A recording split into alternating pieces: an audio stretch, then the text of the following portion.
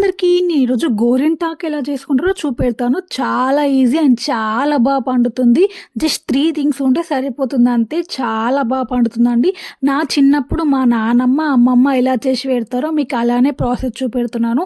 ఈ మధ్య చాలామంది చాలా పెద్ద ప్రాసెస్ చూపెడుతున్నారు కానీ అలా కాకుండా మా నానమ్మ, అమ్మమ్మ చేసి పెడితే చాలా బాగా పండుతుంది. అది ఎలానో మీకు చూపెడతాను. దీనికి జస్ట్ 3 ఐటమ్సే కావాలి. గోరింటాకు కావాలి, కాసు అంటారు తెలుసా, కాసు కొంచెం, ఒక నిమ్మకాయ, అంతే అండి. ఈ 3 ఐటమ్స్తోనే మనం గోరింటాకు ఎలా చేసుకోవాలో చూపెడతాను.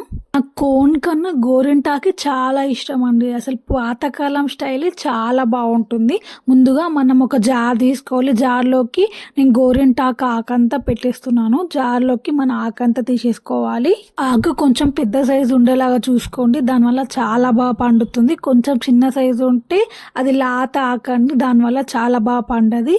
ఇలా పెద్ద సైజు తీసుకోండి, చాలా బాగా ఎర్రగా పండుతుంది. ఆకంతా వేసేసుకున్నాక దీంట్లోకి మనం కాసు తీసుకోవాలి. కాసు ఎక్కువ తీసుకోవద్దు, కొంచెమే తీసుకోవాలి. కాసు ఎక్కువ వేసుకుంటే చేయి మండుతుందండి. ఇలా కొంచెం నేను చూపెట్టినట్టు కొంచెం తీసుకోండి, సరిపోతుంది. దీనివల్లనే చాలా బాగా పండుతుంది. నేను ఒక లెమన్ తీసుకుంటున్నాను. లెమన్ని మొత్తం పిండేసుకుందాము. లెమన్ కూడా చాలా బాగా పనిచేస్తుంది ఎర్రగా పండడానికి.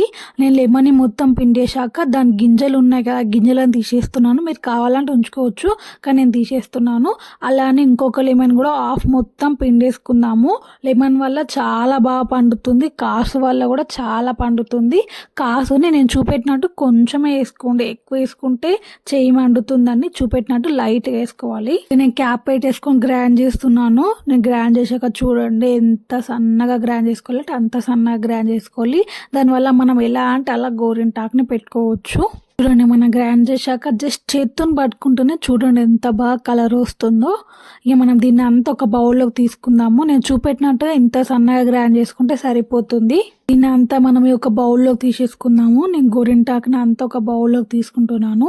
గోరింటాకు గ్రైండ్ చేశాక చూడండి ఎంత తక్కువ వచ్చిందో. నేను ఒక పెద్ద బౌల్ నిండా తీసుకుంటే నాకు ఓన్లీ 4 చేతులకు పెట్టే అంతనే గోరింటాకు వచ్చింది. నేనైతే చందమామ డిజైన్ పెట్టుకుంటున్నా. నాకైతే డిజైన్ చాలా ఇష్టం అండి. మీరు కావాలనుకుంటే ఇంక వేరే డిజైన్స్ కూడా పెట్టుకోవచ్చు. మనం సన్నగా గ్రైండ్ చేసుకున్నాం కాబట్టి మనం ఒక పుల్లు ఉంటుంది కదా అండి, అగరబత్తి పుల్ల, దాంతో మనం ఎలా అన్న పెట్టుకోవచ్చు. చాలా మంచి డిజైన్ వస్తుంది. కానీ అందరికీ ఆల్ టైమ్ ఫేవరెట్ చందమామ డిజైనే కదా, చాలా బాగుంటుంది డిజైన్. చేయి కూడా చాలా బాగా అనిపిస్తుంది. ఇప్పుడు ఆషాఢ మాసం కాబట్టి చాలా మంది గోరింటాకు పెట్టుకుంటారు. ఇలా చేసి పెట్టుకోండి, చాలా బాగా పండుతుంది. గోరింటాకు కాళ్ళకి చేతులకు పెట్టుకుంటే ఒంట్లో ఉన్న వేడి మొత్తం పోతుంది. అందుకే అందరు గోరింటాకు పెట్టుకుంటారు. చూడడానికి బాగుంటుంది, ఆ ఒంట్లో ఉన్న వేడి కూడా మొత్తం బయటకు వచ్చేస్తుంది. చూడండి, ఇలా నేను చూపెట్టినట్టు చేతులకు కూడా మొత్తం ఇలా గోరింటాకు పెట్టేసుకోండి. చాలా ఈజీ అండి, ఈజీగా పెట్టేసుకోవచ్చు. చేతికి నేను ఇప్పుడు పెట్టుకుంటున్నా కదా, ఇంకొక చేతికి నేను పెట్టుకోవట్లేను.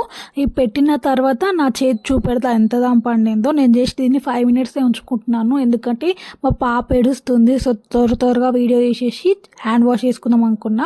చూడండి, పెట్టిన చేయి ఎంత బాగా పండిందో. జస్ట్ నేను పెడితేనే నాకు ఇంత పండింది. జస్ట్ 5 minutes ఉంచుకున్నాను. 5 అంటే 5 minutes ఉంచుకున్నాను, ఎందుకంటే మా పాప ఏడుస్తుంది కాబట్టి. దీన్ని నైట్ అంతా ఉంచుకుంటే చాలా రెడ్ అవుతుంది. నేను 5 minutes ఉంచుకుంటేనే ఎంత బాగా పండిందో చూడండి. కలర్ నాకు ఆరెంజ్ కలర్ వచ్చింది, ఎందుకంటే నేను 5 minutes ఉంచుకున్నా కాబట్టి. నైట్ మొత్తం ఉంచుకుంటే చాలా బాగా పండుతుంది.